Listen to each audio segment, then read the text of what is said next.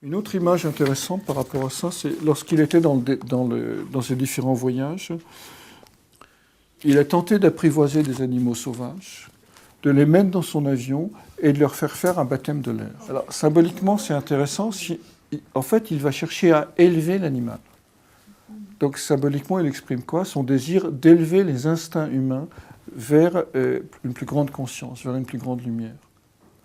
Et si on va regarder le thème de Kipling, qui a écrit le livre de la jungle. Donc vous avez les mêmes thématiques, évidemment, dans le champ littéraire et dans le champ de l'action de l'aviation.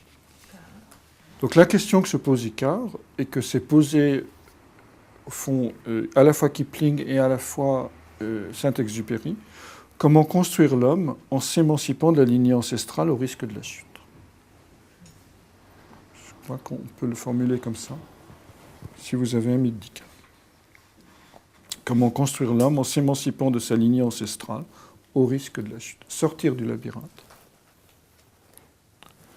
Alors après, sur Saint-Exupéry, vous avez tout le côté un peu, on va dire, conte lié, bien sûr, au mythe de Narcisse, qui est le Petit Prince. Mais ça, donc vous voyez l'écriture avec l'ascendant vierge, l'imagination poétique avec la conjonction Lune-Mercure, qui est en maison 11, donc qui a touché, au fond, un grand nombre de personnes. Mais sa vie professionnelle était tournée autour de l'aviation, donc c'est l'axe 4-10 c'est l'axe 4-10 en Gémeaux-Sagittaire.